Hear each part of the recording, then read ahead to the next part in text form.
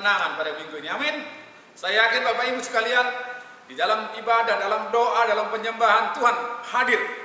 Kehadiran yang membuat kita mengalami kemenangan. Amin saudara. Baik, kita hari ini akan belajar firman Tuhan, kita mendengarkan firman Tuhan, tapi sebelumnya mari kita berdoa. Bapak Surgawi, kami rindu Tuhan, kami terus mengalami kemenangan. Kami melihat bagaimana saudara Tuhan sudah berbicara melalui banyak orang dan mengatakan pandemi ini akan beres, akan selesai.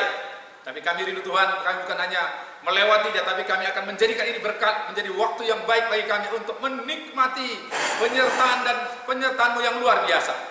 Sebab kami tahu ketika Yusuf disertai Tuhan, maka apa yang dilakukannya berhasil. Dan Tuhan jadi berkat bagi banyak orang. Berbicaralah kepada kami, urapi hamba-Mu, urapi semua yang mendengarkan. Di dalam nama Tuhan Yesus, kuasa gelap roh jahat, pikiran-pikiran tidak berasal dari Tuhan, kami patahkan usir. Dalam nama Tuhan Yesus, kami hanya minta hadirat-Mu dan kebenaran mereka kami. Dalam nama Tuhan Yesus kami berdoa. Amin. Saudara, keadaan kesulitan ini dimunculkan karena saudaraku, kejahatan yang semakin merajalela. Ini memang akhir dari akhir zaman, saudara. So, firman Tuhan berkata, pencuri atau iblis datang untuk mencuri, bunuh dan binasakan. Tapi Yesus datang untuk beri hidup dan hidup dalam kelimpahan. Saudara, ini ada dan nyata, saudara. Saat ini ada 3 kekuatan besar dipakai iblis untuk mencapai sasarannya, yaitu saudaraku, supaya bangsa-bangsa kacau. Saudaraku, saya melihat di TV bagaimana saudaraku dengan drone digambarkan mulai dari Sabang sampai Maroke, di semua kota-kota sunyi pada jam 7 siang, bahkan Jakarta. Saudara, ini terjadi bisa karena apa? Ada satu kekuatan yang besar sedang dilepaskan di dunia ini, saudara. Saudara, ini hal yang penting. Kalau tsunami hanya berapa daerah, tapi seluruh dunia sekarang hampir 200 negara sudah mengalami yang namanya pandemi corona. Saudaraku, kenapa? Karena sini ada koalisi kekuatan ekonomi dunia yang besar, terselubung, yang ingin menyatukan dunia dalam satu ekonomi, satu mata uang dan kekuasaan politik atau one world. Itulah pertama kekuatannya. Mereka mencoba untuk saudaraku membuat saudaraku bangsa-bangsa tunduk kepada satu kekuatan. Saudaraku, ada koalisi saudaraku yang begitu hebat, ya. Yang ada mengatakan ini dengan sebutan berbagai macam, ya. Saudaraku. Kedua, ada nabi palsu atau pihak-pihak yang ingin menyesatkan dan menghancurkan masyarakat dengan kehidupan bebas, ya. Boleh LGBT, narkoba, korupsi, serta menggunakan senjata biologis. Semua menghalalkan segala cara untuk kekuasaan dan sistem mereka. Bahkan saudaraku, mereka mengubah sistem yang sedang berjalan, sistem perdagangan dan sistem pajak yang mereka akan lakukan, saudara, yang disebut dengan berbagai sistem di negara kita. Saudaraku, kemudian ada orang ketiga, orang yang sakit hati karena tidak menang, atau juga saudaraku merasa tidak menerima apa yang mereka inginkan. Mereka memberontak. Mereka ingin pemerintahan beralih kepada mereka dengan menggulingkan pemerintahan yang ada, dan ingin kelompoknya ingin berkuasa dan menguasai ekonomi. Saudaraku, kita tahu hari ini presiden kita, saudaraku, sedang berusaha untuk saudaraku membangun tim yang menguatkan bangsa ini. Tapi saudaraku, ketika kekuatan dari luar, saudaraku, dan juga dari dalam menciptakan kekacauan sehingga terjadi perubahan situasi yang buruk dan semua dirubah sesuai keinginannya. Kalau seandainya lockdown misalnya, ekonomi tidak cukup untuk menutupi kebutuhan, maka akan terjadi kekacauan, maka terjadi impeachment, pernyataan presiden dijatuhkan, padahal ekonomi yang dijalankan sudah begitu bagus. Ketika kekuatan ini bisa bersatu karena kepentingan mereka berbeda, tapi bisa bersatu karena nilai-nilai yang sama. Karena mereka punya kepentingan yang sama, tapi nilai-nilai mereka berbeda, tapi selalu karena kepentingan itu mereka punya kesamaan. Itu apa? Mereka tidak merasa bersalah berbuat dosa dan membunuh banyak orang. Kehancuran bangsa tidak masalah. Sistem yang mereka masuk adalah mereka bisa atur sesuai dengan konsep mereka. Mereka tidak sadar di balik semua itu semua itu sudah tertulis dalam Alkitab, bahwasanya memang zaman seperti ini akan terjadi. Tetapi saudaraku, saat mereka bertemu dengan pengikut Kristus yang justru konsepnya bukan menguasai, tapi menyerahkan kekuasaan kepada Tuhan Yesus, mereka dihadapkan pada pertentangan yang sangat mengerikan. Saat mereka melihat invisible hand, kekuatan yang tak kelihatan yang begitu besar yang dari Tuhan, membuat semua yang mereka inginkan tidak terjadi. Karena itu saudaraku, musuh utama mereka pastilah Tuhan Yesus dan pengikutnya yang melakukan kebenaran.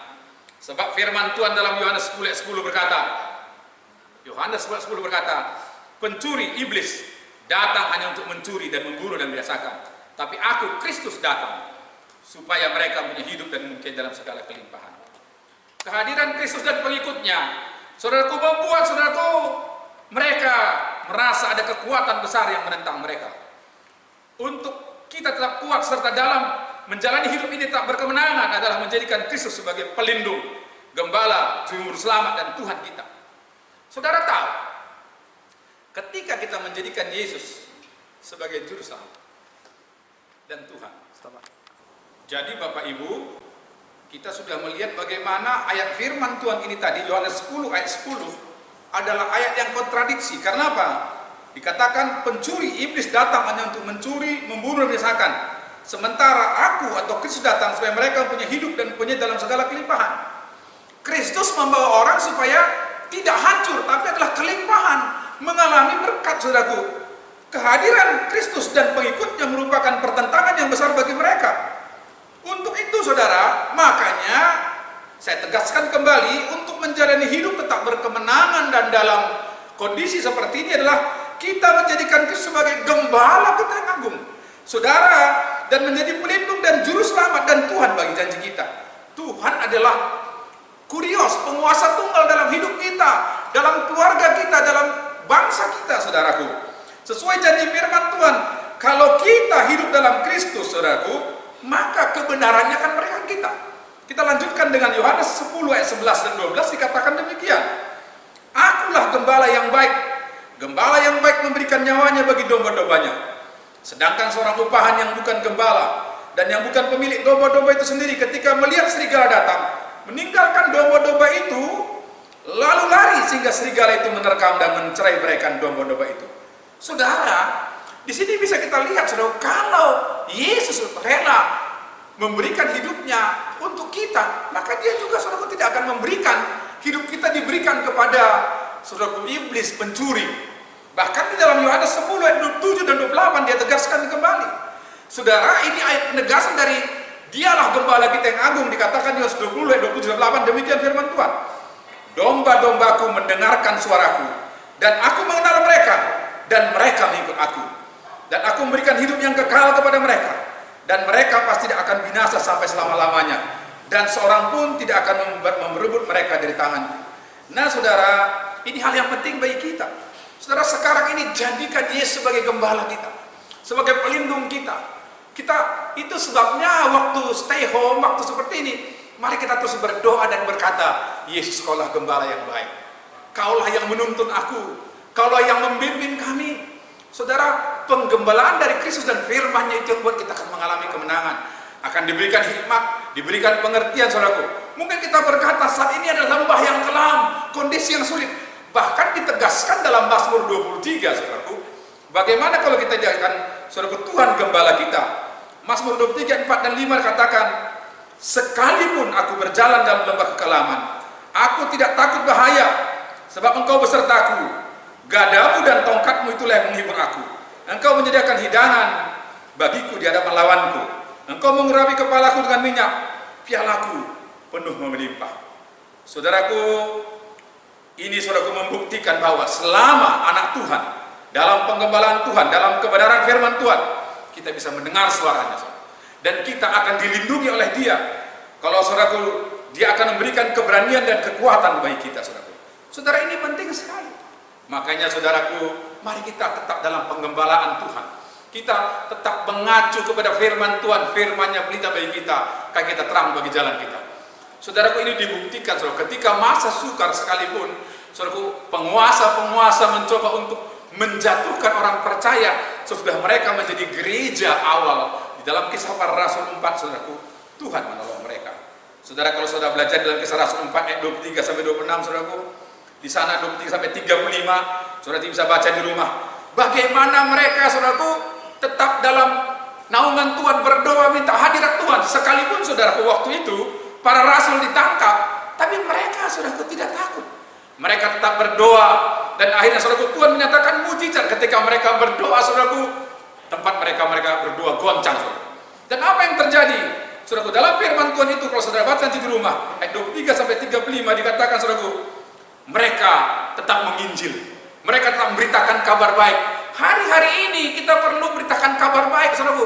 Gereja harus keluar ekaleo untuk menolong orang dalam kegelapan, membantu mereka. Mungkin melalui firman, mungkin saudaraku mengirim sesuatu yang diperlukan bagi tetangga kita, orang sekitar kita.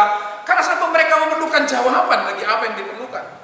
Karena saudaraku waktu itu mereka berkobar hatinya dalam Kisah Rasul. Karena apa? Mereka berkata, beri kami hati yang berani untuk menginjil, memberitakan kabar baik dan nyatakan mujizat. Kemudian saudaraku juga hati yang dalam kuasa kehadirannya akan beri hati yang rasa berkorban serta hikmat mengelola apa yang ada dalam kasih sehingga semua bercukupan bahkan berkelimpahan. Saudaraku, di dalam ayat ini dikatakan saudaraku, mereka tidak ada satupun yang berkekurangan. Mereka dikecukupkan, bahkan mereka membagi harta mereka untuk orang-orang memerlukan. Saudaraku, ini perlu sekali. Makanya saudaraku, mari kita berdoa dan berdoa supaya Tuhan gerakkan semua kita untuk berbagi. Saudaraku, itu yang penting bagi kita. Itu sebab saudaraku, kami sangat senang teman-teman di Jakarta, di Tanah Karo, di sini juga kita mencari saudaraku keluarga-keluarga yang memerlukan. Saudaraku, tim kita turun, saudaraku, membantu mereka, menggerakkan juga lembaga-lembaga yang lain. Bahkan komunitas kita yang dulu sama-sama bereuni ria, yang dulunya hanya ingin bersuka cita karena reuni, kan saudaraku dulu, saudaraku hanya ingin senang-senang, kami kumpulkan dan mereka berkata, ini kesempatan kita untuk berbuat baik, saudaraku. Memberi apa yang bisa dilakukan sambil firman Tuhan kita sampaikan, saudaraku. Kami percaya inilah saatnya yang baik. Oleh karena itu, mari kita terus berdoa, saling mendoakan, bergerak bersama, saling membantu agar pandemi ini bisa diatasi segera dan Tuhan Yesus menjadi gembala agung kita. Saya percaya inilah waktunya, saudaraku, ketika Yesus menggembalakan dan jemaatnya taat dan tunduk. Kisah Rupa itu ayat 34-35 dijelaskan, saudaraku. Mereka semua saling menolong, saling berbagi, saudaraku, sehingga tidak ada satupun yang kekurangan, saudaraku.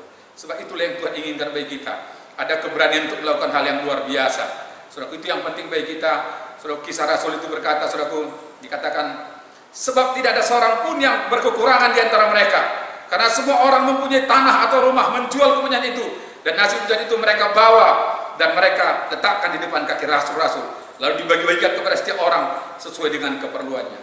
Saudara, ketika diselidiki, mereka itu melakukan barter, saling tolong-menolong satu dengan yang lain. Saudaraku, walaupun tiga gerakan ini ingin melakukan kekacauan, tapi Tuhan rindu kita membangun ekonomi surga, ekonomi sesama umat, saudaraku. Itu sebabnya kita perlu saling menolong satu dengan yang lainnya. Saya melihat, saudaraku, teman-teman kami yang terkasih membagi vitamin, menolong satu dengan yang lainnya, sambil membagikan renungan, sambil membagikan firman. Saudaraku, ada hal yang luar biasa terjadi. Tak ada satupun yang kekurangan. Sekalipun mungkin mereka berkata sulit sekali. Kenapa? Tapi ketika kita menjadikan Yesus sebagai gembala kita yang agung, dia berkata, sekalipun engkau dalam lembah kekelaman, kami tidak takut bahaya, sebab Tuhan menyertai kami. Gadanya dan tongkatnya, itulah yang menghiburkan kita. Perlindungannya, kasihnya, saudara. Itulah bagi saudara-saudara semua mungkin semua saat ini merasa, bagaimana keadaan kami? Percayalah kepada Tuhan, Dia bisa memberikan yang terbaik. Ketika umat Israel dari Mesir ke tanah perjanjian menjadi gembala agung mereka, apa yang terjadi, saudara? Tuhan mencukupkan segala kebutuhan mereka. Bahkan melewati laut Tebrau pun mereka bisa menyeberangi. Saudara, sungai Yordan yang begitu, saudara, deras dan dalam, harus masuk 3 meter, saudara, ke dalamnya, para imam bisa menyeberangi. Karena apa? Kalau Tuhan jadi gembala kita, takkan kekurangan aku, saudara. Saudara, Dia akan membawa kita kepada rancangan yang mulia. Percayalah, saudara, datang kepada Yesus, bilang, Tuhan, akulah dombamu, engkaulah gembalaku, tuntun kami, Tuhan, ke air yang tenang, ke rumput yang hijau. Percayalah, percayalah, selama Dia menggembalakan kita, Dia akan menuntun kita. Dia berkata dalam surah Yohanes 10:28 itu, Dia lebih besar dari apapun. Dia tidak akan membiarkan kita diambil oleh iblis. Percayalah, Tuhan akan menyertai kita. Haleluya, haleluya, amin. Mari kita berdoa. Kami percaya, Tuhan, saat ini kami datang kepadamu. Kami meyakini ada peperangan yang besar, ada situasi yang begitu mengerikan. Tapi kami percaya Engkaulah gembala kami yang baik. Takkan kekurangan kami. Sekalipun kami dalam lembah kekelaman, kami tidak takut bahaya, saat Engkau menyertai kami. Gadamu dan tongkatmu, itulah menghiburkan kami. Kami percaya Engkau menuntun kami, Engkau membawa kepada rancangan yang agung dan mulia. Terima kasih, kami percaya, Tuhan, semua umat-Mu yang hari ini ada di sini, mendengarkan firman Tuhan ini, Engkau akan memberikan mereka sungguh perlindungan yang luar biasa. Terima kasih untuk penyertaan-Mu, sehingga kami bisa beribadah, bersuka cita. Kami kembalikan hormat kemuliaan bagi satu nama di atas segala nama. Kami sudah berdoa dan ucap syukur. Yang percaya, yang meyakini perlindungan Tuhan menyertai dia, sama-sama kita berkata, amin. Salam.